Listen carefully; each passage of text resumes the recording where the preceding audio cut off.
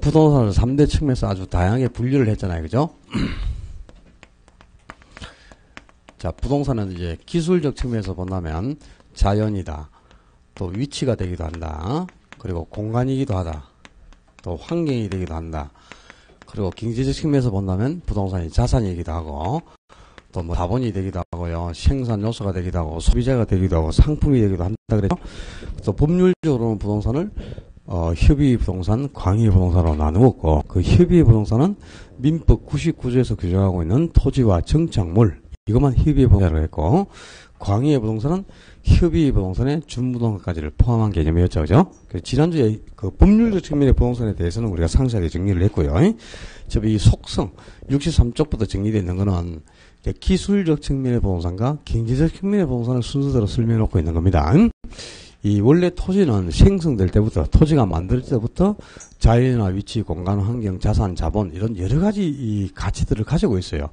원래 토지에 내포되어 있는 토지 자체에 내포되어 있는 본질적인 가치들을 부동산의 속성 또는 뭐 본질이라고도 하고요. 또 부동산의 존재 가치라고도 합니다. 다양하게 표현하는데 이 부동산의 속성은 예전에는 종종 시험에 드러나오고 했는데요. 지금은 잘 다루지 않고 자연, 위치, 환경 이런 것은 그냥 교재에 정리되어 있는 걸 시간 내가지고 한번 읽어보시면 돼. 크게 시험하고 관계가 없어요. 여기서 시험에 나올 수 있는 거는 공간놀수의 부동산. 여기서만 이제 요즘 시험에 내고 있고요. 이 공간놀수의 부동산은 한 3년에 한 문제꼴로 시험에 나온다. 이렇게 보시면 됩니다. 그래서 몇 가지 포인트만 점검하고 공간의 가치에 대해서는 조금 알아둘 필요가 있고, 거기 자연으로서의 부동산이나 뭐 위치로서의 부동산, 환경이나 자산으로서의 부동산 이런 것은 교재에 정리되어 있는 내용을 시간 내서 그냥 한번 읽어봐요. 여러분들이 크게 큰 의미를 가질 필요는 없어요. 이 공간으로서의 부동산, 공간은 상당히 중요할 수밖에 없습니다. 자, 65페이지로 바로 갔어요. 공간으로서의 부동산. 공간이 중요한 의미를 가질 수밖에 없는 이유는 공간은 인간의 삶의 틀이기 때문에 이 공간이 소멸해서는 인간은 삶의 틀을 상실하는 겁니다. 그래서 공간은 소멸해서는 안 된다. 영속성과 가장 밀접한 관계를 가지게 됩니다. 공간으로서의 부동산은. 왜 부동산에서 공간 가치가 중요할 수밖에 없느냐. 첫째, 공간은 인간의 삶의 터전이에요. 이 공간이 있기 때문에 우리가 삶의 틀을 확보해서 생활을 영위해갈 수 있는 거고요. 또 공간은 모든 부동산 활동의 대상이 됩니다. 바로 부동산 활동이 공간을 대상으로 이루어지는 거예요. 그래서 공간은 이 활동의 대상이 되기 때문에 중요할 수밖에 없고요. 또 특히 공간이 중요한 이유는 공간에서 바로 재산권이 보장되는 겁니다. 이 재산권 보장의 근거가 공간에서 명시가 됩니다. 그래서 공간 가치는 특히 중요할 수밖에 없고, 또 수평 공간은 양이 한정되어 있기 때문에 앞으로는 수평 공간을 더 활용해서는 토지가 없기 때문에 안 돼요. 그래서 이제는 입체 공간을 활용하는 쪽으로 부동산 활동을 해갈 수밖에 없는 거죠. 그래서 이 입체 공간의 중요성이 갈수록 대두되다 보니까요, 공간 가치가 더욱 증가하게 되는데, 자, 이 공간은 인간의 삶의 틀고, 공간이 소멸해서는 인간은 삶의 틀을 상실하는 거죠. 이 토지는 지표면에 존재하는 공간이 일단 있죠. 이 토지의 지표면에 존재하는 공간을 수평공간이라고, 지표면에서 위를 향하는 공간도 있고 아래를 향하는 공간도 있어요. 지표면에서 위를 향하는 공간을 공중공간, 지표면에서 아래를 향하는 공간을 지중공간이라고 합니다. 지하공간이 아니고 지중공간. 그리고 이제 수평하고 평면은 같은 말이죠. 그죠? 수평하고 평면은 같은 말이고, 평면의 반대는 입체잖아요. 입체. 그래서 이 공중공간하고 지중공간을 합쳐서 입체공간이라고 하는 겁니다. 그리고 이제 이 입체공간에 수평공간까지를 합치면 세 가지 공간을 모두 포괄하게 되죠. 공중공간과 지중공간, 수평공간을 모두 합쳐서 이 세 가지 공간을 모두 합쳐서 3차원 공간이라고 합니다. 그래서 부동산은 이렇게 세 가지의 3차원 공간으로 구성되어 있는 겁니다. 자, 공간이 이렇게 세 가지로 구성되어 있는데, 이 공간이 있음으로써 우리는 삶의 틀을 확보하고 생활을 영위할 수 있는 거죠. 또, 부동산 활동은 수평 공간만을 대상으로 하지 않습니다. 그지? 3차원 공간 전체가 부동산 활동의 대상이 되는 거죠. 우리가 건물 한 개를 지으려고 해도 건물의 높이가 있으니까 기둥을 박으려면 지중공간도 활용해야 되고, 건물이 고층화되면 수평공간이나 공공간을 모두 다 활용해야 되는 것 아닙니까? 그래서 이 공간은 모든 부동산 활동이 공간을 대상으로 이루어지는 겁니다. 그래서 공간 가치가 중시되고, 또 이 수평공간은 양이 딱 한정되어 있으니까 더 이상 인위적으로 늘릴 수가 없잖아요. 그죠? 그래서 이제는 지중이나 공중공간 같은 입증공간을 활용하는 쪽으로 부동산 활동을 해가야 된단 말이야. 그래서 이제 공간가치가 더욱더 중시될 수밖에 없는데, 특히 공간가치가 중요한 이유는 이 공간에서 재산권 보장의 근거가 명시되어 있어요. 자, 뒷페이지 넘겨봐요. 뒷페이지 넘기면 우리 민법 212조에서 부동산 토지 소유권의 효력을 규정해 놓고 있습니다. 그러니까 토지 소유권의 효력은 지표 매력만 미치는 게 아니다 이 말입니다. 지표 매력만 미치는 것이 아니고 정당한 이익이 있는 범위 내에서는 토지의 상하에 미친다 이렇게 규정되어 있잖아. 민법 212조가. 그래서 이 정당한 이익이 있는 범위 내에서는 토지 소유권이 지표면으로부터 어느 정도 공중공간이나 지중공간을 향해서 소유권 효력이 연장이 된다는 겁니다. 그래서 만약에 요 노란 범위까지 소유권의 효력이 인정된다면 이 범위 내에서는 그죠? 국가가 공익사업을 한다고 하더라도 이 토지 소유자에게 재산권을 보장해 주어야 한다 그런 뜻이에요. 그래서 이 재산권 보장의 근거가 바로 공간에서 명시되고 있잖아. 그래서 공간은 재산권 보장의 근거가 된다는 거죠. 그래서 공간자가 중요한데, 자, 민법 212조에서 이 토지에 대한 소유권의 효력이 지표면에만 미치는 것이 아니고 정당한 이익이 있는 범위, 그 정당한 이익이 있는 범위 내에서는 토지의 상하 일정 범위까지 소유권이 미친다 그랬죠. 그럼 소유권의 효력은 공중공간이나 지중공간을 해서 어느 정도 연장이 된다는 거죠. 근데 그게 정당한 이익이 있는 범위 내에서 미친다 그랬으니까 소유권은 공간 내에서 무한대로 연장된다. 그건 아니겠죠. 무한대로 소유권의 효력이 연장될 수는 없는 거다 그죠. 정당한 이익이 있는 범위 내에서만 미친다 그랬으니까 공간을 위해서 소유권이 연장은 되지만 무한대로 연장되는 개념은 아니고 정당한 이익이 있는 범위까지만 미쳐요. 근데 이 정당한 이익이 있는 범위를 어디까지로 볼 것이냐, 그건 법에 딱 규정되어 있지 않습니다. 명문에는 규정이 없어요. 그러니까 이제 보상을 해주는 사람 입장에서는 이 범위를 계속 좁히려고 할 것이고, 보상을 받는 토지 소유자 입장에서는 계속 넓게 보상을 요구하겠죠. 그래서 이제 논란의 대상이 많기 때문에 법원의 판단에 의존을 해가지고 이 범위를 확정받는 게 허다합니다. 명문화된 규정 자체가 없으니까. 그러니까 대부분 이제 이 정당한 이익 있는 범위를 사회 통념으로 판단할 수밖에 없는데, 그래도 소유권의 효력은 공간을 해서 어느 정도까지는 인정되지 않습니까? 그러니까 이 토지 소유자는 자기 토지에 지표면인 수평공간을 사용할 수 있는 권한만 있는 게 아니고 일정 범위의 공중공간이나 또 일정 범위의 지중공간을 포괄적으로 사용할 수 있는 권한을 가지게 되겠죠. 내 토지의 지표면, 이 수평공간인 지표면을 포괄적으로 이용할 수 있는 권리를 지표권이라고 하는 거고요. 공중공간의 일정 범위를 배타적으로 이용할 수 있는 권리가 공중권, 또 지중공간의 일정 범위를 포괄적으로 이용할 수 있는 권한을 지하권이라고 하는 겁니다. 그래서 한 개의 토지 소유권에서 또 이 지표권, 공중권, 지하권 같은 여러 개의 권리가 계속 분할되어 창출되는 겁니다. 그래서 부동산 소유권은 단순히 그냥 소유권 그 자체가 아니고 여러 개의 권리가 묶여있는 권리의 집합체예요. 근데 이 토지 소유자가 이제 지표권이라는 권리가 있으니까 내 토지의 지표면을 수익할 수 있는 권한이 있겠죠? 그 지표권이라는 게 내 토지의 지표면에 건물을 건축할 수 있는 권리, 건축권이라든가, 또 지표면을 활용해서 농작물을 경작할 수 있는 경작권이라든가, 그리고 내 토지의 지표면을 흘러가는 물을 끌어 쓸 수 있는 권리, 물을 이용할 수 있는 권리라든가, 이런 것들이 이제 지표권에 포함이 되는 거고요. 또 지중공간의 일정 범위를 포괄적으로 이용할 수 있는 지하권이 있지 않습니까? 근데 지하권이 있다고 해서 모든 그 지표 아래의 지하공간을 내가 다 소유할 수는 없는 거죠. 정당한 이익 있는 범위 내에서만 소유권이 미친다 그랬으니까 지하권이 있어도 이 소유권이 미치는 범위가 있고 소유권이 미치지 않는 범위가 있겠죠. 소유권이 인정되는 지하권, 소유권이 미치는 범위를 사적 지하권이라 하고요. 소유권이 인정되지 않는 범위를 공적 지하권이라고 하는데, 이 소유권이 미치는 사적 지하권, 소유권이 미치는 범위에 바로 지하수라든가 안반이 포함됩니다. 그러니까 이 지하수나 안반은 소유권이 미치기 때문에요. 내 토지 아래에 물이 매장되어 있다. 그러면 국가부터 허가도 받지 않고 우리 웅을 파고 펌프 설치 해갖고 물 마음대로 길어 먹었죠. 그리고 또 안반도 소유권이 미치니까 내 토지 아래에 있는 흙모래 자갈 마음대로 그냥 파가지고 집 짓고 살고 그랬어요. 그러니까 이 지하수라든가 안반은 소유권의 효력이 미친다 이 말입니다. 그런데 아무리 내가 토지를 보유하고 있어도 내 토지 아래에 매장되어 있는 물건이 아직 캐내지 않은 광물 자원이 매장되어 있다. 이 미채굴된 광물 자원, 그러니까 뭐 석유라든가 석탄 이런 광물 자원이 매장됐다면 이거는 국가 소유로 가정해버립니다. 국유로 간다니까 개인의 소유권이 미치지 않는다 이 말입니다. 자, 지하수나 안반에 대해서는 소유권이 어떻다? 미친다. 그러나 광물에 대해서는 미채굴 광물에 대해서는 소유권이 인정되지 않는다. 어디에 소유권이 미치고 어디에 미치지 않는가. 잘못 미치면 큰일 납니다. 이거는 광물에 대해서는 잘 미쳐야 됩니다. 아무데나 미치면 안 되고. 그 다음에 이 소유권이 인정되는 범위가 여기가 이제 가장 깊은 깊이 여기까지는 소유권을 인정해 줘야 된다면 이 범위가 바로 한계 심도가 됩니다. 그래서 소유권이 인정되는 가장 깊은 깊이를 한계 심도라고 하는데 이 한계 심도 이내에서는 그죠? 요 이내에서는 국가가 아무리 공익사업을 한다고 하더라도 당연히 토지에게 손실보상을 해주어야 한다 이 말입니다.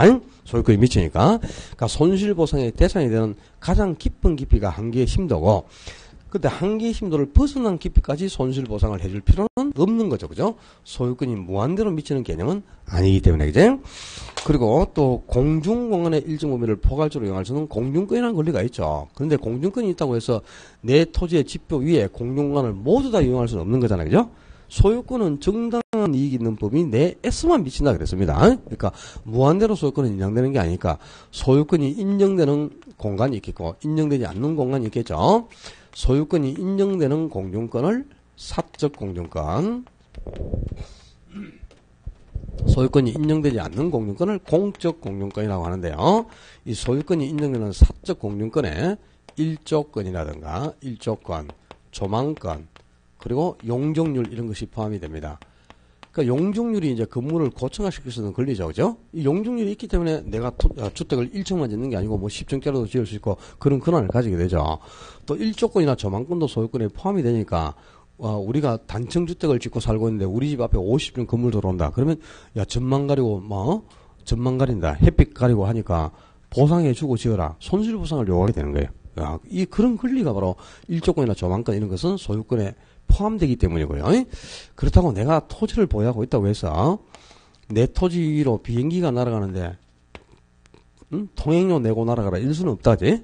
비행기 항공로에 이용되는 항공권이라든가 또 전파의 발착에 이용되는 전파권이 있어요.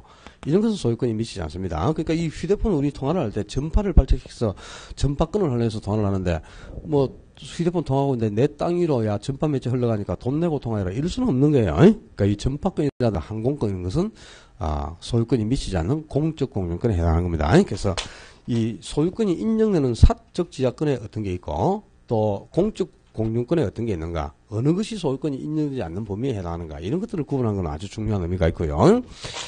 이 공간은 딱 한정돼 있어요. 그죠? 수평공간은 한정돼 있으니까 이익으로 수평공간을 늘릴 수가 없잖아요. 토지가 생산이 안 되니까. 그러면 이제 자꾸 공간을 활용하다 보면 수평공간은 양이 한정돼 있어서 더 이상 수평공간은 이용할 데가 없어지겠죠. 그래서 앞으로는 이제 공용공간을 활용하는 쪽으로 부동산 활동이 지향될 수밖에 없는 겁니다. 그래서 이 공간 가치가 중요되고 지금 뭐 우리가 공중공간이라든가 지중공간을 이미 많이 활용해서 공간을 활용하는 사례들이 많죠. 이 지중공간을 활용하고 있는 사례가 뭐 지하철이라든가 지하도라든가 지하상가라든가 지하터널 이런 것은 대표적으로 지중공간을 활용한 대표적인 사례들이죠. 또 공용공간도 많이 활용하고 있어요. 공용공간을 활용하는 사례들이 뭐 육교라든가 또 고가도로라든가 뭐 대구 같은 경우는 지상철 있잖아. 3호철 그죠? 다 공용관을 활용하는 사례들이죠. 그리고 그 공용관을 활용하는 사례 중에 TDR라는 게 있어요. 68페이지 가면 개발권 양도제도 하는 게 있죠. 개발권 이전제도, 개발권 양도제도. 이 트랜스퍼러블 디벨롭드 라이트 이제 아주 중요한 제도인데요. 이 개발권 양도제도도 공용관을 활용하는 사례 중에 가장 대표적인 공용관의 활용 방안 중에 하나입니다. 근데 이 지금 TDR은 개발권 양도제도는 우리나라에서는 아직 시행을 하지 않는 제도고요. 미국의 일부 지에서 대단히 활성화되어 있는 제도인데 우리나라에서는 반드시 이걸 도입해서 정착을 시켜야 될 제도예요. 아직 시행은 안 하고 있지만 입법 다 마련되어 있습니다. 그래서 곧 시행이 될 건데 이게 TDR은 실제는 상당히 중요한 제도인데 지금은 제가 설명을 들어도 잘 이해하기가 어렵습니다. 여러분들이. 그래서 좀 공법을 배우고 나서 공법의 지식이 조금 향상된 상태에서 3월에 가서 설명을 하면 이해가 쉬우니까 일단 중요 표시만 해두고요. 개발권 인정에 대해서는 중요하다. 이 중요 표시만 해두고 정리는 3월에 수업 시간에 들으면 되겠네요. 자, 그리고 이제 그 부동산의 속성에서 뭐 자연이나 위치, 환경으로서 부동산, 자산으로 부동산, 그게 정리되어 있는 내용들은 시간을 할애해갖고 여러분이 한번 쭉 읽어봐요. 그 교재에 실려 있는 거는 다 이유가 있으니까 실려 있습니다. 그 여러분이 한번 개념을 읽어보고, 아, 그래서 토지는 이렇게 자산으로서의 가치도 있고, 또 자연으로서의 가치도 있고, 환경으로서의 가치도 있구나. 이런 개념들을 좀 익게 두면은 뒤로 갈수록 편하게 되는 거예요. 아, 종전에는 시험에 종종 등장을 했지만 지금은 아예 나머지 영역들에 대해서는 시험 다루지도 않으니까요. 이 공간 가치에 대해서 제가 정리한 부분만 좀 익게 두시면은 속성에서는 어느 정도 시험에 대한 포인트가 해결됐습니다. 자, 지난주부터 지금까지 우리가 정리한 게 제1편 부동산학 총론이에요. 이 총론 부분에서는 작년에도 세 문제, 올해도 세 문항 정도가 예상이 되는데 1편에서 제일 중요한 거 매년 시험에 나오는 게 뭐? 토지의 특성, 특성 중에 어떤 거? 자연적 특성. 인문적 특성은 안 나와요. 인문적 특성 안 나온다니까. 이거는 바나나 꼭지인데, 그죠? 또 누가 또 내 모르게 바나나 참, 이 음식 끝에 마음 상하는데, 그죠? 한 개 주고 먹으면 되는데, 자기들끼리만 딱 먹고만 해. 그, 토지의 특성에서는 자연 특성이 가장 중요합니다. 그 자연 특성 중에서도 특히, 그죠? 작년에 시험에 나온 거는 부정성을 그냥 한 문제로 바로 냈죠. 부정성, 토지 이용을 집약화시킨다. 다음에 해당하는 토지의 특성은 무엇이냐? 기역, 토지 이용을 집약화시킨다. 니은, 토지는 공급이 부족하므로 소유욕을 발생시키는 원인이 된다. 토지에 소유욕이 생기게 한다. 우리가 공급이 무궁무진하게 이루어진 것은 소유욕이 안 생겨요. 그죠? 아이고, 내가 맑은 공기를 소유하고 싶다. 그래가지고 뭐 공기를 돈 주고 사서 마십니까? 아니죠? 왜 그래요? 공기는 무궁무진하게 공급될 수 있기 때문에 그렇죠. 그죠? 소유욕구가 안 생기는데 희소한 물건일수록 갖고 싶죠. 토지는 귀하단 말이야. 그러니까 갖고 싶잖아요. 그죠? 이 토지가 지금 우리 건물 안에 있는 이 토지가 평당 지금 3천만 원이 넘는데요. 이 건물주가 뭐 갑자기 그죠? 오늘 우리 수업에 참여한 사람들 참 공부 열심히 하니까 내가 선착순 2명에 대해서만 내 이 평당 3천만 원짜리를 두 사람에게 한 평씩 드리게 1층에 선착순으로 빨리 오세요. 이러면 아마 2명 빼놓고 나머지는 다 피투성이가 돼 있겠죠. 그죠? 그렇겠죠. 그러니까 이게 귀한 물건이니까 서로 가지려고 하잖아요. 소유욕이 생기는 거죠. 아, 토지는 귀하다. 희소성이 계속 증가해 갑니다. 토지가 부족하니까. 부정성이 토지의 소유욕을 증가시키는 원인이 되는 거죠. 또 토지의 공급을, 물리적 공급을 불가능하게 만들고 물리적 공급 구성이 수직성이 되게 하는 이런 특성들이 뭐였어? 부정성이었잖아요. 그죠? 그 부정성을 그냥 작년에 한 문제로 냈고요. 보통 이제 토지의 특성에서 문제가 나올 때는 지문 5개를 그냥 한꺼번에 내는 거죠. 부동성 1개, 뭐 부정성 하나, 영수성 하나, 개별성 하나 뭐 이렇게 해가지고 틀린 지문 찾는 거 이렇게 주로 나오니까 부정성하고 영속성, 부동성, 개별성 그 4가지 특성에서 파생되면 어느 정도 딱 정리가 되어 있지 않으면 안 돼요. 정리가 되어 있어야 뒤로 갈수록 편한 거예요. 그리고 이제 두 번째 총론분에서 중요한 건 뭐냐? 토지의 용어입니다.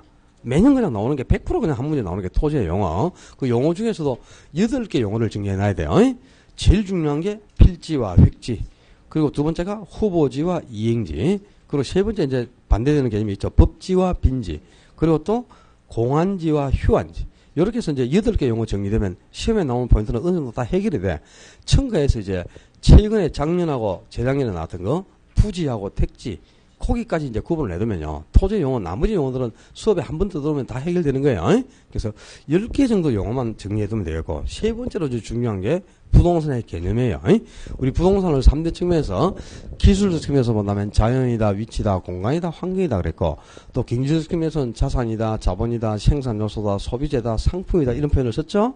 법률적으로는 협의와 강의 부동산으로 나눴고, 그죠? 그 3대 측면에서 다양하게 부동산을 분류했지. 3대 측면의 부동산이 어떻게 다른지, 그리고 3대 측면, 이 기술적, 경제적, 법률적이라는 3대 측면의 부동산을 전부 합쳐서 뭐라 그랬어요? 복합 개념의 부동산이라고 그랬죠. 근데 복합 개념의 부동산은 3대 측면의 부동산인데, 복합 부동산은 다른 용어잖아요. 복합 부동산은 2개의 부동산이 결합되는 거다. 토지와 건물이 결합이 돼서 마치 한 개처럼 일체를 이루고 있을 때를 복합 부동산을 한다 그랬거든. 그래서 그 세 번째 중요하게 이제 우리가 정리해야 될 포인트가 그 부동산의 개념이 되겠습니다. 그 다음에 이제 간혹 한 번씩 나오는 게 요 공간으로서의 부동산.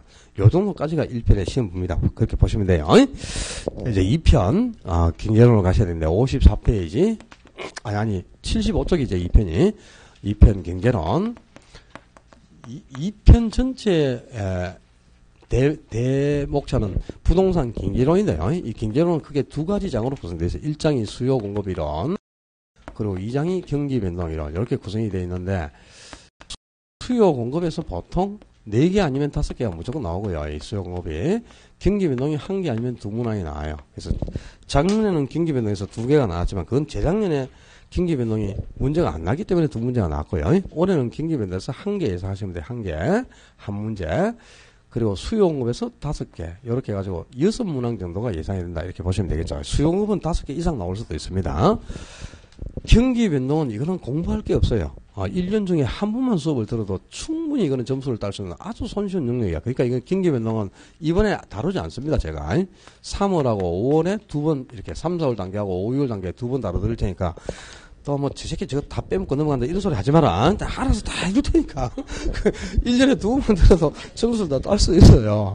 근데 이 수요 공급은 들어도 잘 몰라요. 실제 들어도 수업에 듣는 것만 가지고 점수를 따기가 어려워요. 그래서 개별적으로 공부를 좀 우리 부동산학 개론에서는 개별적으로 여러분이 공부를 좀 해야 될 게 3개 영역이 있다 그랬죠. 수요 공급 이론하고 투자론, 감정평가론 이 3가지 영역은 수업 듣는 거 위쪽으로 공부를 안 하면 점수가 안 나와요.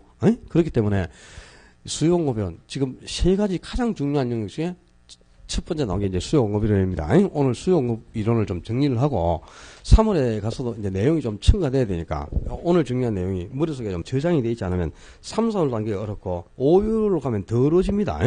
그러니까 그 기본 이론 단계부터 좀 꼼꼼하게 내용을 정리하실 필요가 있고요.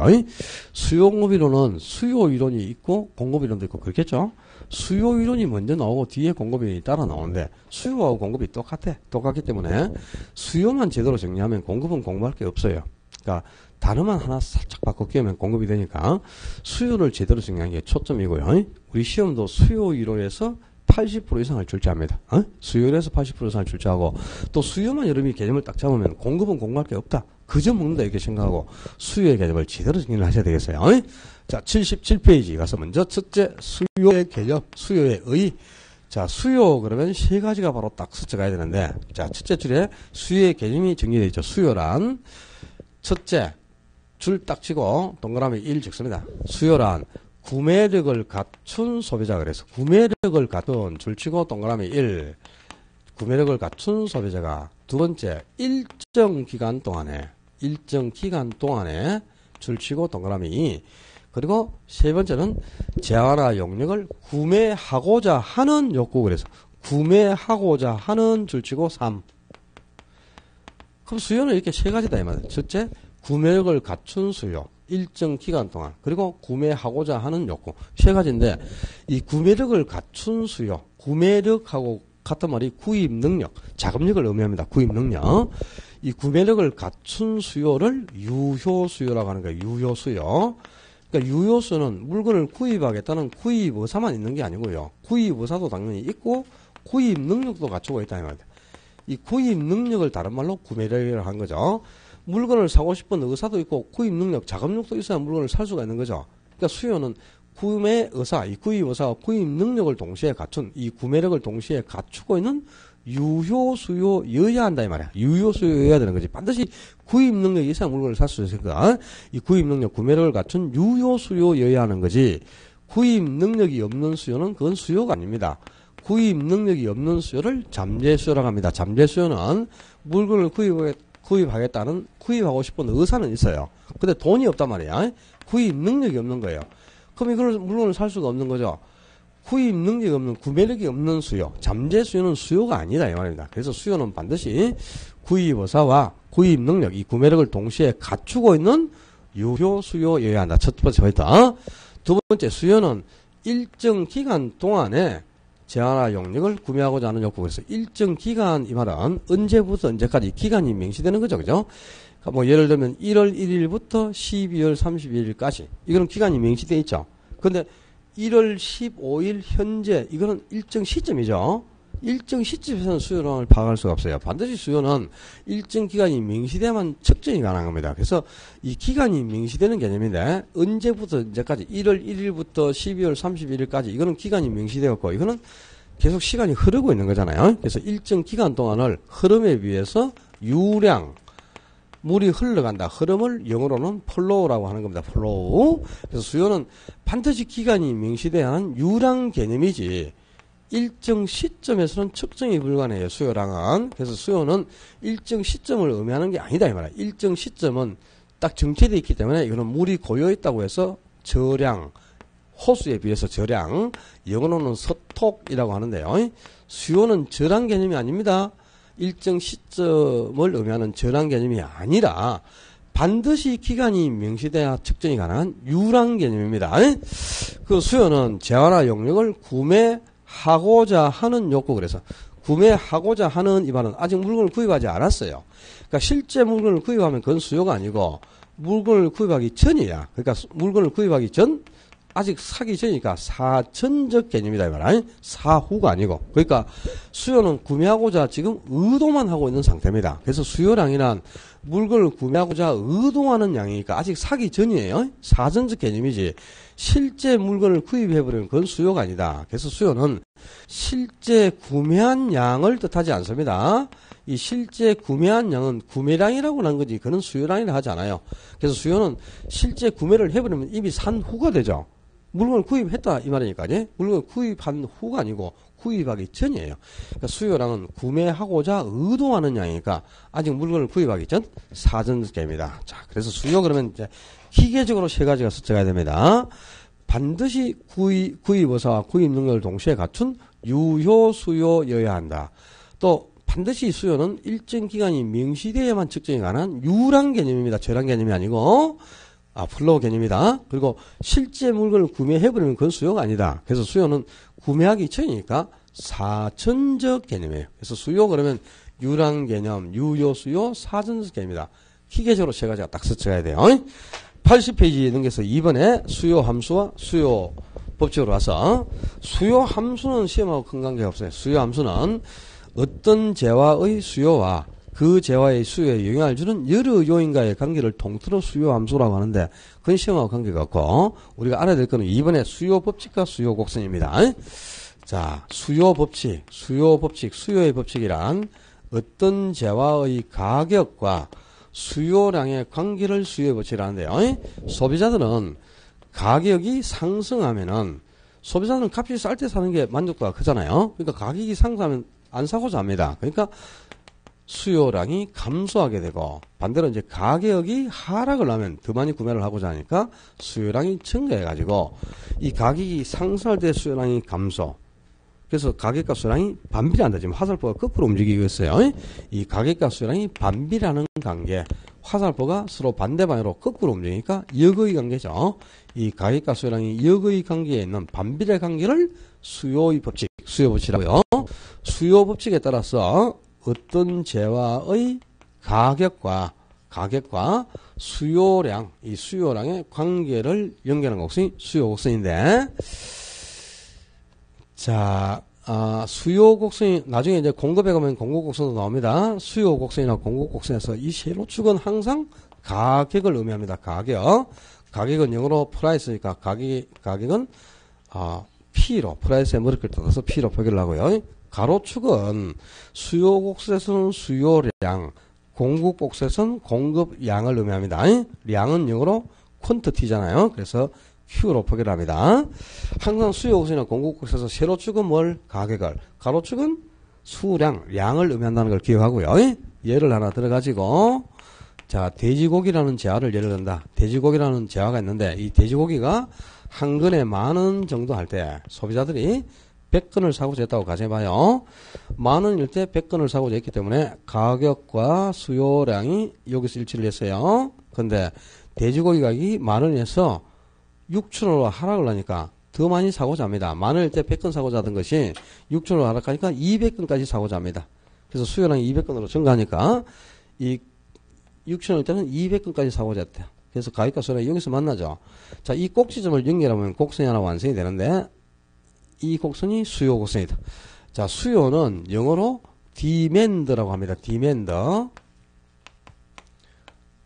수요를 영어로 demand라고 하니까 demand의 머리글자를 따서 수요 곡선은 D로 표기를 해요. D로. 곡선이 D로 표기가 있다. 그러면 이거는 수요 곡선이라는 뜻인데, 자, 수요 곡선은 어떤 재화의 가격과 수요량, 이 가격하고 수요량의 관계를 연결한 곡선이죠. 근데 가격이 10,000원에서 6,000원으로 요만큼 하락을 했어. 그랬더니 수요량은 100건에서 200건으로 요만큼 증가를 했잖아요. 그죠? 가격이 하락을 하자 수요량이 증가해가지고 가격과 수요량이 반비례한 거죠. 가격과 수요량이 반비례했으니까 이 꼭지점을 연결하니까 곡선이 오른쪽 아랫방향을 향하는 형태가 된다. 그래서 수요 곡선은 오른쪽 아랫방향을 향하는 형태의 곡선이 된다 이거입니다. 그래서 수요 곡선은 우하향, 오른쪽 아랫방향을 향하는 형태, 우하향 형태의 곡선이 되는 거예요. 수요 곡선은 우하향하는 곡선인데 왜 수요 곡선이 우하향하느냐? 가격과 수요량이 뭐 했으니까 반비례했기 때문이다. 잊어버리면 안 돼요. 수요 법칙은 가격과 수요량이 반비례하는 걸 수요 법칙이라는 겁니다. 그 수요 법칙에 따라 곡선을 그리니까 곡선이 우하향하는 곡선이 된다. 기억을 하고 81쪽 3번 수요량의 변화와 수요의 변화 역시 별 그려야 되고요. 이 수요량의 변화와 수요의 변화를 구분하지 못한다. 그냥 뭐 무조건 한 개 틀리는 거예요. 한 개만이 아니고 한 개 이상 틀리는 거다. 수요량의 변화, 수요량의 변화하고 수요의 변화 다르죠? 다르잖아. 글자가 한 글자 없잖아. 양자가. 수요량의 변화, 량이 포함되어 있느냐, 양자 빠졌느냐. 이 수요의 변화, 수요량의 변화를 구분하는 건 대단히 중요합니다. 수요량의 변화라 해당재와 가격이 변하는 거다. 오직 해당재와 가격. 이 해당재와 가격이 변화할 때 수요량이 변하는 거. 그러니까 이거는 수요량의 변화를 가져오는 거는 유일하게 해당재와 가격밖에 없어요. 해당재와 가격이 변화할 때 수요량이 변하는 것을 수요량의 변화라고, 수요의 변화는 해당재와 가격이 변하는 게 아닙니다. 해당재와 가격이 아니라 해당재와 가격 이외의 다른 요인이 변하는 거다. 해당재와 가격 이외에 다른 요인이 변화할 때 수요량이 변하는 것. 그걸 수요의 변화를 한단 말이에요. 그러니까 해당재와 가격이 변해서 수요량이 변하면 수요량의 변화.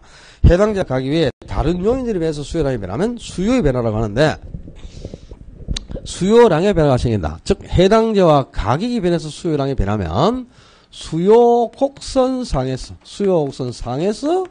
점이 이동합니다. 점.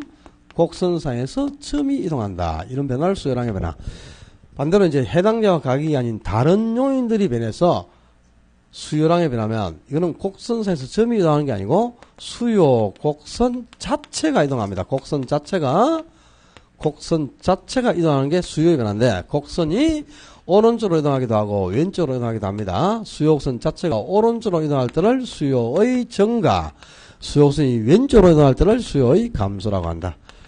해당재와 가격이 아닌 다른 요인들이 변할 때 수요곡선 자체, 곡선 자체가 오른쪽 또는 왼쪽으로 이동하는 걸 수요의 변화를 하는데, 그러니까 수요량의 변화를 가져오는 요인은 여러 가지가 아니고 딱 한 개밖에 없다. 그지? 수요량의 변화를 가져오는 요인은 딱 해당재와 가격 하나밖에 없네. 이 해당재와 가격만이 수요량의 변화를 가져오는 거고, 수요의 변화를 가져오는 요인은 무수히 많겠죠. 해당재와 가격 외에 다른 요인은 전부 수요의 변화를 가져오는 요인이죠. 그러니까 해당재와 가격이 아니라 뭐 인구라든가 또 소득이라든가 금리라든가 세금이라든가 세금이라든가 또는 해당재가 아닌 관련재와 다른 재와 같은 말, 이 관련재와 가격이라든가 또는 소비자의 기호라든가 뭐 상당히 여러 가지 요인이 있어요. 그러니까 해당재와 가격이 아닌 다른 요인들이 변할 때 수요량이 변해서 수요 곡선 자체가 오른쪽이나 왼쪽으로 이동하는 걸 수요의 변화라고 한다. 그 말입니다. 자, 거기 교재에 그래프 두 개 발견했어요. 81페이지인가 모르겠다. 81페이지 하단에 보면 그래프 두 개 있어요. 왼쪽에 있는 그래프는 수요량의 변화, 오른쪽 그래프는 수요의 변화인데 왼쪽 그래프는 수요 곡선, 그 세로 쪽에 있는 수요 곡선에서 세로 쪽에 있는 게 뭡니까? 해당재와 가격이죠.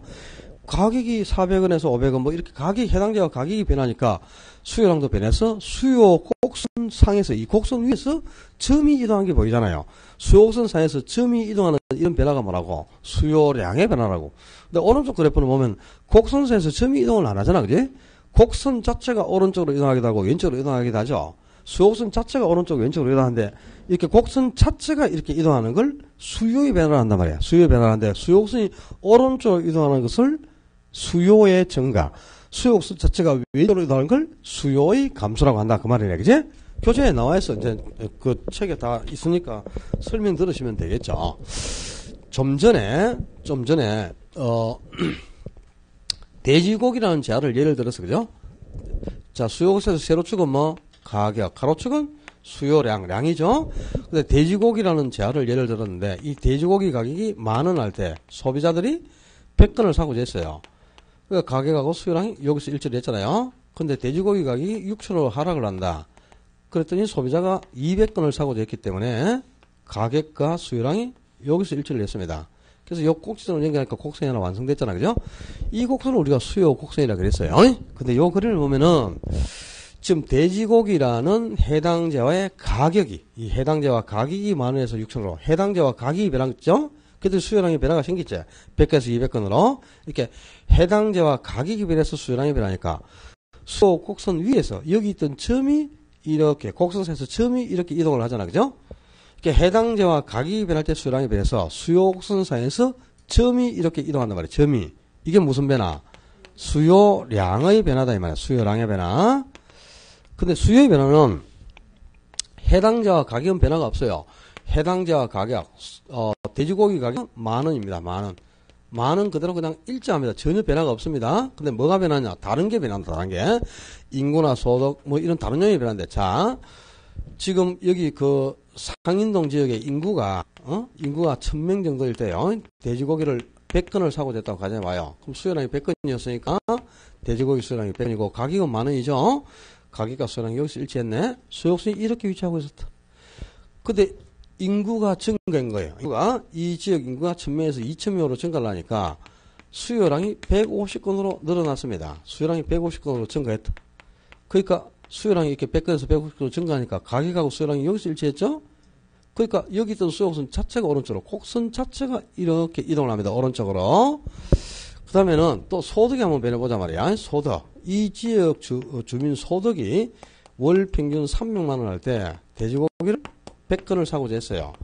지금 돼지고기 가격은 10,000원 그대로 있습니다. 근데 소득이 300만 원 할 때 100건을 사고자 했으니까 수요량이 100건, 가격 10,000원, 여기서 일치했으니까 수요곡선이 이렇게 위치했죠.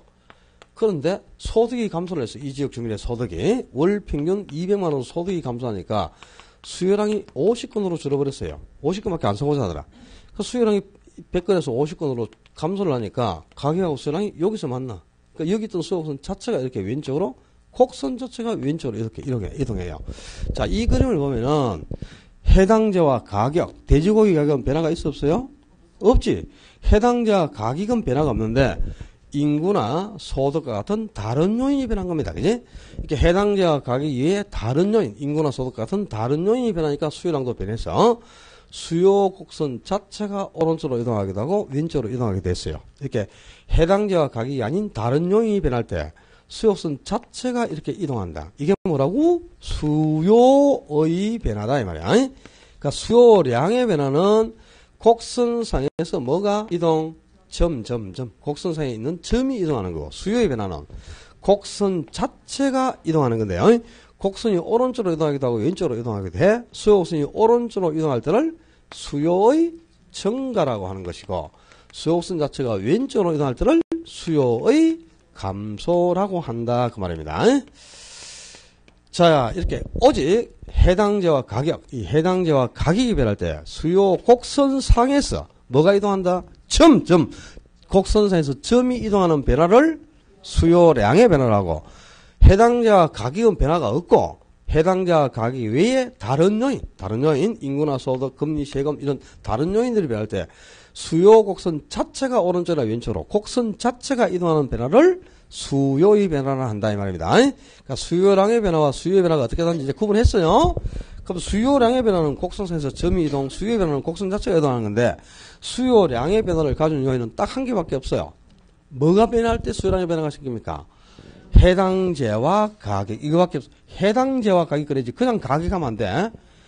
해당 재화 가격, 해당 재화가 돼지고기다. 그러면 돼지고기 가격, 요 돼지고기 가격만 수요량의 변화를 가진 요인이에요.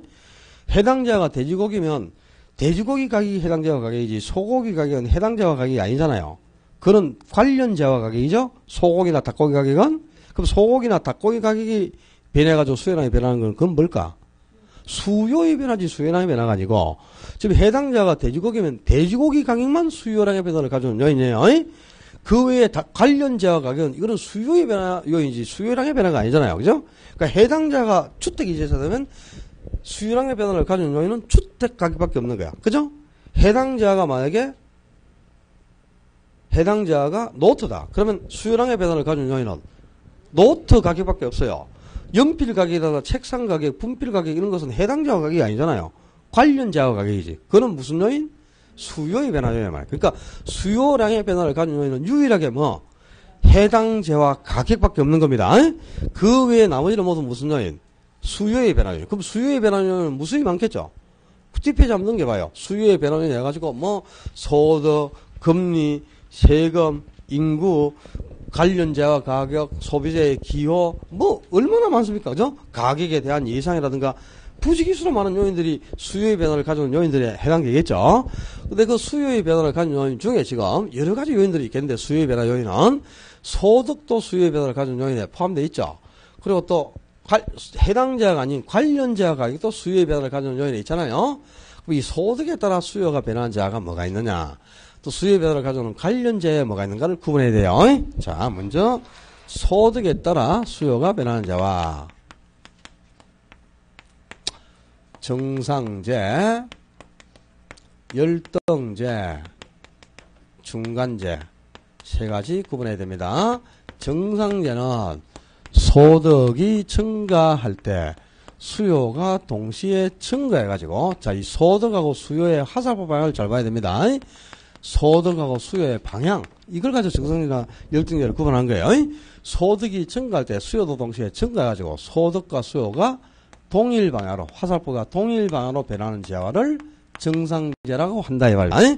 열등제는 소득이 증가하는데도 불구하고 수요는 감소해가지고 이 소득하고 수요가 반대 방향, 소득과 수요가 하살표가 반대 방향으로 지금 변화가 있죠. 소득이 증가할 때 오히려 수요는 감소해가지고 소득과 수요가 반대 방향으로 변하는 재화를 열등제. 중간제는 소득이 증가하든 감소하든 간에 소득이 아무리 변해도 수요는 항상 불변이 되는 자를 중간자라고 한다 이 말입니다. 자, 그러면 예를 들어 가지고요. 예를 들어서 갑의 소득이 20% 증가하자. 갑의 소득이 20% 증가하자. 소고기 수요량이 4% 증가했다. 그럼 이 소고기는 무슨 재화인가? 뭐 이렇게 나온단 말이야. 근데 갑의 소득이 20% 했다? 증가해서 증가하면 하살표가 이방향이죠. 근데 소고기 수량도 4% 증가했으면 역시 하살표가 이방향이죠. 그럼 이게 갑의 소득하고 소고기 수요, 소득과 수요가 동일반으로 변하고 있죠, 하살표가. 그럼 이건 무슨 재화? 정상제다 이 말이야, 무조건. 소득이 몇 프로 증가하고 수요량이 몇 프로 증가했는가 비율이 중요한 게 아니에요. 그냥 하살표가 무조건 동일반으로 변하면 무조건 이거는 정상제 되는 거다. 소득이 종전보다 50% 증가했더니 돼지고기 수요량이 2% 감소했어요. 소득이 50% 증가했는데 소득이 50% 증가하니까 소고기는 더 많이 사 먹어. 소고기는 수요량이 증가하지만 돼지고기는 오래 안 사 먹어갖고 돼지고기가 수요량이 종전보다 2% 감소해버렸어. 그럼 소득이 증가했을 때 돼지고기 수요량이 감소했으면 이건 소득과 수요량이 반대반으로 변하고 있죠. 이건 무슨 죄와? 무조건 열등제가 된다 이 말이야. 그러니까 몇 퍼센트가 증가하고 감소했냐가 중요한 게 아니에요. 그래서 소득이 증가할 때 수요량도 0.00이라도 증가하면 무조건 뭐? 정상제. 소득이 증가한데도 불구하고 수요량이 조금이라도 감소하면 무조건 열등해야 되는 거야. 그러니까 이 화살표의 방향이 소득과 수요가 동일반으로 가면 정상제고 반대하면 열등해야 되는 거지. 몇 퍼센트를 가지고 구분하는 게 아니다 이 말입니다. 의미를 알겠어요? 그 중간제는 소득이 아무리 증가하든 감소하든 간에 수요량이 전혀 변화가 안 생겨요. 갑의 소득이 종전보다 30% 증가하자 소금의 수요량은 전혀 변동이 없다. 그럼 소금은 중간제 말이야. 그러니까 소득이 증가할 때 수요량도 동시에 증가해서 소득과 수요가 동일하면 정상제. 소득이 증가한데도 불구하고 수요가 감소하면 열등제. 소득이 증가해도 수요량이 변화가 없다? 그러면 중간제 이렇게 되죠. 을의 소득이 종전보다 10% 감소했다. 을의 소득이 종전보다 10% 감소하자 소고기 수요량이 5% 감소했다. 그렇다면 소고기는 무슨 제와? 정상제가 되는 거지. 소득이 감소할 때 수요량도 감소했죠. 그럼 소득과 수요가 하살표가 동일 방향이지. 그럼 뭐라고? 정상제가 된다 이 말이다. 오케이? 그러니까 이 소득하고 수요의 방향을 가지고 구분하는 겁니다. 정상계나 열등계를. 소득과 수요가 동일 방향이면 정상계, 반대면 열등계, 잃어버리지 말고. 그 다음에 이제 수요의 변화를 가져오는 요인 중에 관련재와 가격이 있어요. 관련재와. 뭐 다른 재와, 해당 재화가 아닌 관련재와. 관련재화나 다른 재화나 같은 말입니다. 이 관련재와 가격도 수요의 변화를 가져오는 요인인데, 이 수요의 변화를 가져오는 관련재에 대체재, 보완재, 독립재가 있어요. 자, 대체재, 보완재, 독립재도 85쪽에 대체재, 보완재, 독립재 구분해놨는데 85페이지에 보면 조그마한 박스가 있어요. 박스. 85쪽에. 그 조그마한 박스 속에 1, 2, 3, 4, 5, 6, 7, 8, 8개 번호가 있는데요. 1번에서 85페이지라고 했다. 아이가? 대체재, 보완재, 독립재 85쪽 아니야? 84, 박스, 그게 무슨, 몇 페이지야, 그거? 83이네. 죄송합니다. 아니, 잘못했어요. 죄송합니다. 83이 83. 83쪽에 그 조그마한 박스에 보면 번호가 1번에서 8번까지가 있죠. 1, 2, 3, 4번은 수요와 수요의 방향을 가지고 대체와 보완재를 구분한 겁니다. 수요와 수요의 방향을 가지고. 근데 5, 6, 7, 8번은 수요와 수요가 아니고 가격과 수요의 방향을 가지고 대체와 보완재를 구분하는 겁니다. 여러분들이 대체와 보완재를 구분할 때는 수요, 두 재화의 수요의 방향을 가지고 구분할 수도 있지만, 그거보다는 가격하고 수요의 방향을 가지고 구분을 해야 여러분이 문제를 풀 수 있어요. 그래서 그게 1, 2, 3, 4가 아니고 5, 6, 7, 8번. 알았어요? 5, 6, 7, 8번을 가지고 제가 설명을 드릴 테니까 5, 6, 7, 8번을 이해를 하시면 되겠네. 자, 이 대체재가 뭐냐 그러면 일단 대체재는요. 대체재를 정의하자면 대체재는 두 재화가 만족도가 비슷하니까 어느 걸 사용해도 만족도가 똑같다. 그러면 이것 대신 저거 대신 쓸 수 있는 거죠. 대신 사용할 수 있는 두 재화를 대체재. 보완재는 보완이 이루어진다. 즉 함께 써야 돼. 함께 사용하는 두 재화를 보완재. 독립재는 두 재화가 서로 아무런 관련이 없다. 아무 관련이 없는 두 재화를 독립재 이렇게 변한 게. 그러니까 대체재는 X재를 사용하든 Y재를 사용하든 만족도가 똑같으니까 X 대신 Y, Y 대신 X. 대신 사용이 가능하다 이 말입니다. 하이트 맥주 대신에 카스. 카스 대신에 하이트. 참이슬 소주 대신에 소주는 또 전혀 안 먹는 것처럼 하네.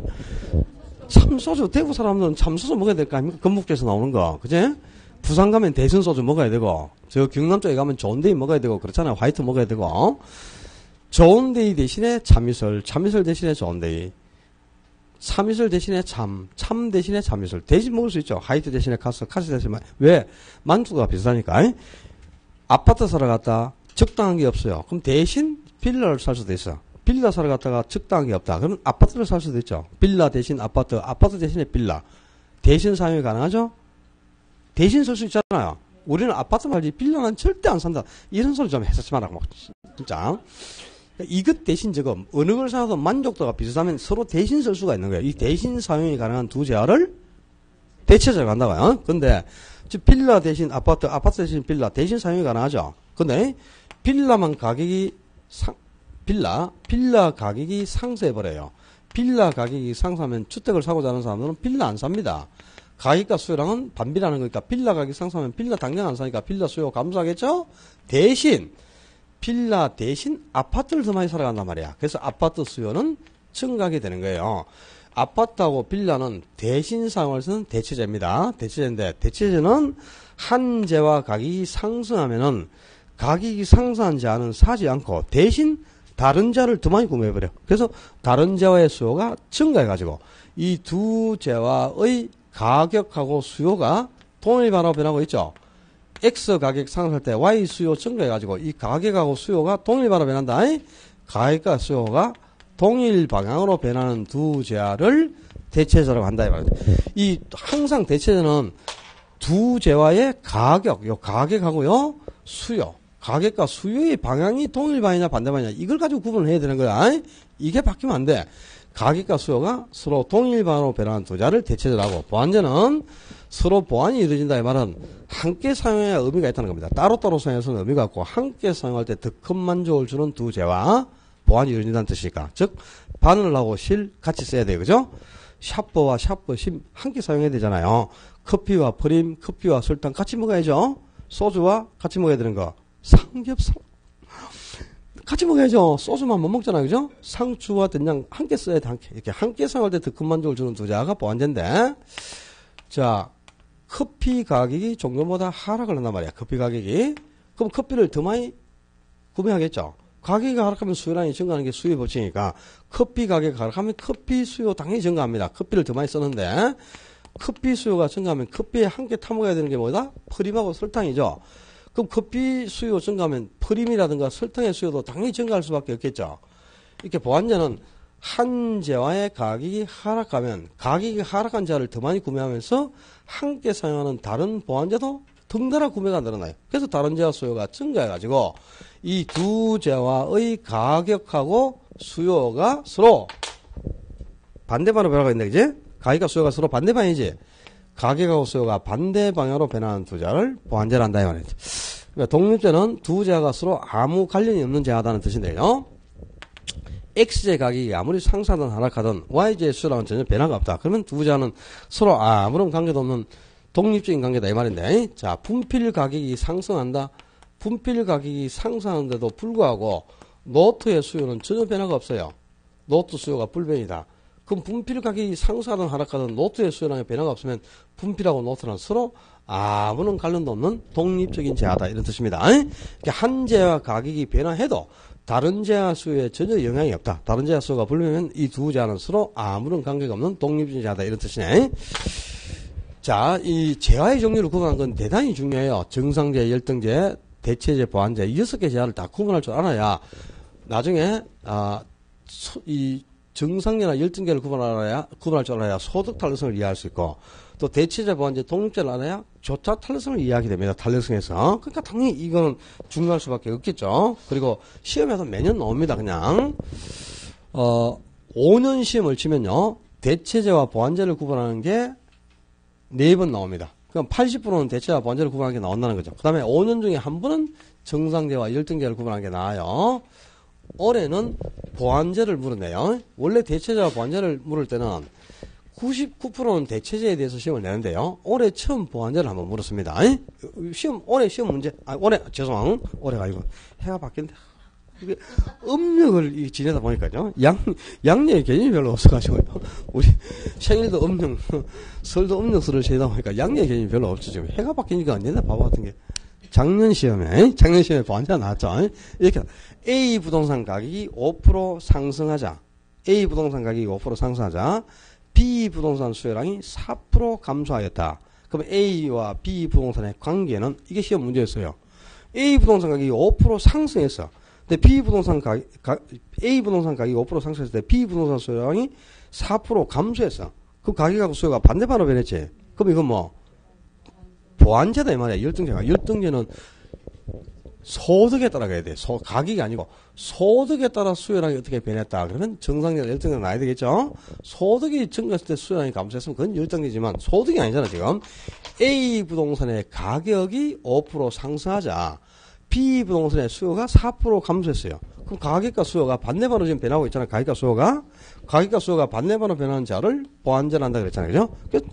작년 시험 문제에 처음으로 이제 보완제를 답으로 한번 물었습니다. 근데 이 대체자나 보완제를 구분하는 거는 이 두 자의 가격하고 수요의 반을 가지고 구분을 안 하면 안 된다. 그래서 이건 중요할 수밖에 없는데요. 자, 가격과 수요가 동일반으로 변하는 두 자가 대체제, 가격과 수요가 반대반으로 변하는 자가 보완제란 말이야. 대체제는 디귿으로 시작하잖아. 디귿으로 시작하니까 가격과 수요가 동일 방향이니까 디귿이네. 디귿. 그다음에 보완제는 비읍으로 시작하니까 가격과 수요가 반대 방향 비읍. 디귿, 비읍. 이렇게 가면 절대 안 잊어먹어요. 대체제 디귿, 동일 방향 디귿. 보완제 비읍, 반대 방향 비읍. 이리 해도 또 틀려요. 이 딱 기억해놔야 돼. 이 가격하고 수요의 방향을 가지고 대체제 보완제를 구분하지 못하면 두고도 괴롭습니다. 이 재화의 종류를 이렇게 구분해놓고, 이제, 수요의 변화하고 수요량의 변화. 수요량의 변화를 가지고는 이거 딱 한 개밖에 없잖아. 해당 재화 가격. 그리고 해당 재화 가격이 아닌 다른 요인은 모두 수요의 변화를 가지고 요인이죠. 그럼 이런 요인 중에 어떤 것은 수요를 증가시켜서 수요선을 오른쪽으로 이동시키기도 하고, 또 어떤 요인은 수요를 감소시켜서 수요선을 왼쪽으로 이동시키기도 하겠죠. 그럼 이 여러 요인 중에 수요의 변화를 가져오는 여러 가지 요인 중 부동산 수요를 증가시키는 요인에 뭐가 있고 또 부동산 수요를 감소시키는 요인에는 뭐가 있느냐 말이야. 수요의 증가 요인과 감소 요인 이제 85쪽 하면 박스 속에 정의되어 있을 거예요. 85쪽 도표에 수요의 85페이지 아이가? 거기 보면 85쪽에 도표의 왼쪽에는 수요의 증가 요인, 오른쪽에 수요의 감소 요인 구분이 되어 있죠. 증가 요인을 알면 감소 요인은 당연히 반대니까 쉽게 구분이 되겠네요. 시간이 됐으니까 여기서부터 또 쉬었다 해야 되겠습니다.